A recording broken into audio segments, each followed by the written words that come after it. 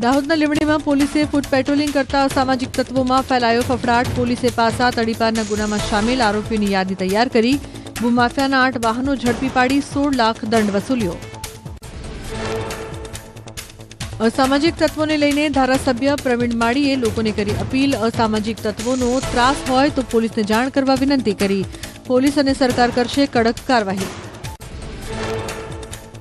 કચ્છમાં ગેરકાયદેસર રેતી ખનન પર કાર્યવાહી. ભુજના જામ, કુનરિયા અને મુન્દ્રાના બરાયા ગામે તપાસ દરમિયાન વાહનો સીઝ કરાયા. ફ્લાઇંગ સ્ક્વોડે કરી કાર્યવાહી.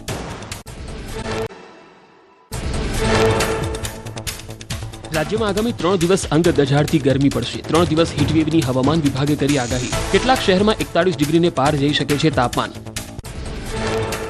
દરિયાકાંઠાના વિસ્તારમાં લોકોને પણ સાવધાન રહેવા નિર્દેશ. દરિયાકાંઠાના વિસ્તારમાં ગરમ પવનો ફૂંકાશે. 25 માર્ચ સુધી હજુ પણ મોટાભાગના શહેરમાં તાપમાનનો પારો વધશે.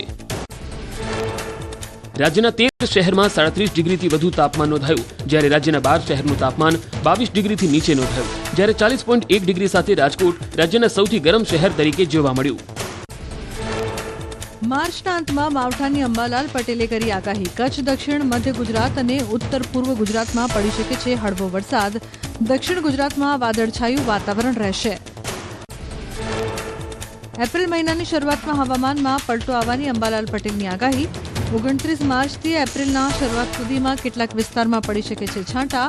19 એપ્રિલથી ફરી વાદળછાયું વાતાવરણ આવી શકે.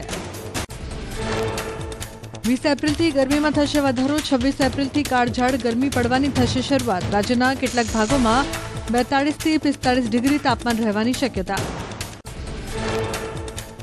કાળઝાળ ગરમીને લઈને અમદાવાદની સિવિલ હોસ્પિટલમાં દર્દીઓના સગાને બેસવા માટે લગાવાયા શેડ. શેડ નીચે પાણી, પંખા અને બાકડાની કરાઈ વ્યવસ્થા. બાળકોને રમવા માટે પણ વિશેષ વ્યવસ્થા કરાઈ. ઉનાળાની કાળઝાળ ગરમીમાં ગીરના જંગલમાં વન વિભાગે એક્શન મોડમાં અને ગીરના જંગલોમાં પ્રાણીઓ માટે પીવાના પાણીની કરાઈ સગવડતા. જંગલોમાં 500 કૃત્રિમ પાણીના કુંડ બનાવાયા. કુંડમાં પાણી ભરી પ્રાણીઓની તરસ છીપાવાઈ. ઉત્તરાખંડમાં હર્ષિલ ખીણમાં તાજેતરમાં થયેલી હિમવર્ષાથી ખેડૂતોમાં ખુશીનો માહોલ. હિમવર્ષાથી ઠેર ઠેર બરફનું સામ્રાજ્ય છવાયું. સ્નોફોલથી સફરજન સહિતના પાકમાં મોટો લાભ થવાની ખેડૂતોને આશા. ઉત્તરાખંડમાં ચમોલીમાં બરફવર્ષા બાદ પ્રવાસીઓની સંખ્યામાં વધારો. હિલ સ્ટેશનો દેશ વિદેશના પ્રવાસીઓથી ધમધમ્યા. પ્રવાસીઓએ પર્વતો પર ચઢાઈ કરી અને ટેન્ટ બનાવીને ભોજનનો આનંદ માણ્યો. જમ્મુ કાશ્મીરના શ્રીનગરમાં કુદરત સોળે કળાએ ખેલી. બરફવર્ષાના કારણે વાતાવરણ ખુશનુમા બન્યું. દેશ વિદેશથી પ્રવાસીઓ શ્રીનગર પહોંચ્યા. પ્રવાસીઓએ દાલ લેકમાં શિકારા રાઇડની મજા માણી.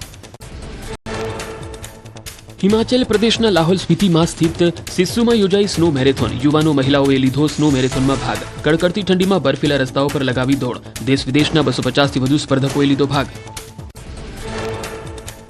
ઝારખંડના લોહરદગામાં શહેરી અને ગ્રામ્ય વિસ્તારમાં વાતાવરણમાં પલટો. ભર ઉનાળે કરા સાથે વરસાદ પડતા ગરમીથી રાહત મળી. વરસાદથી ખેતી પાકને નુકસાન થવાની ભીતિ. ખેડૂતો બન્યા ચિંતિત. ગોંડલમાં ક્ષત્રિયો અને પાટીદાર અગ્રણીઓની મળી બેઠક. બંને સમાજે કોઈપણ પ્રકારના મતભેદ વગર સહમતિથી કર્યું સમાધાન. સાથે વિરોધીઓ પર પણ કરાયા હતા આકરા પ્રહાર. ગોંડલ વિવાદને લઈને ગણેશ ગોંડલનું નિવેદન. ગોંડલને બદનામ કરવાના પ્રયાસ કરાયા. પાટીદાર ક્ષત્રિયો ટીમ ગોંડલ તરીકે કામ કરે છે. સાથે જ એકતા દર્શાવવા બદલ તમામ સમાજનો માન્યો આભાર. ગોંડલના આગામી ધારાસભ્યને લઈને અલ્પેશ ઢોલરિયાએ આપ્યું નિવેદન. કહ્યું, ગોંડલ શરૂ થાય એટલે જ્ઞાતિ જાતિના વાડા પૂરા થાય છે. પટેલ સમાજ ગણેશને ખભે બેસાડીને ધારાસભ્ય બનાવશે. ગોંડલ વિવાદ મામલે જયરાજસિંહે પણ દરેક સમાજનો માન્યો આભાર. કહ્યું, ગોંડલનો વિકાસ શાંતિ સલામતીનું પરિણામ છે. ગોંડલને બદનામ કરવાની વાત આવશે ત્યારે સાથે મળીને આપીશું જવાબ. વડોદરાના સોખડા હરિધામનો વિવાદ વધુ વકર્યો. પ્રબોધ સ્વામી જૂથે ન્યાય માટે 10,000થી વધુ હરિભક્તો સાથે મૌન રેલી યોજી. સત્ય, ન્યાય અને આત્મીયતા માટે ગાંધી ચિંધ્યા માર્ગે કરાયું હતું મૌન રેલીનું આયોજન. રેલીમાં વડોદરાના સાંસદ હેમાંગ જોશી, ધારાસભ્યો, શહેર ભાજપ પ્રમુખ અને ઇસ્કોન મંદિરના સંત પણ જોડાયા. રેલી બાદ જૂથના મુખ્ય અગ્રણી ઉમેશ યાજ્ઞિકે ગંભીર આરોપ લગાવ્યા. રેલીમાં ભાજપ નેતાઓ જોડાતા લોકોમાં ઉઠી ચર્ચા. છોટાઉદેપુરમાં ઢોંગી ભૂવાનો પર્દાફાશ થયો. સટુન ગામે વિજ્ઞાન જાથાની ટીમે છટકું ગોઠવી ભૂવાનો કર્યો પર્દાફાશ. ગણપત નાયક નામનો ઢોંગી ભૂવો દોરા ધાગા કરી લોકોને દોરતો હતો ગેરમાર્ગે. ભૂવો મહિલાના પગમાં માલિશ કરી કરતો હતો વિધિ. વિજ્ઞાન જાથાની ટીમે રંગે હાથે ઝડપી ભૂવા પાસે મંગાવી માફી. ભૂવો હવે પછી કોઈ પણ પ્રકારની વિધિ નહીં કરે તેવી આપી ખાતરી.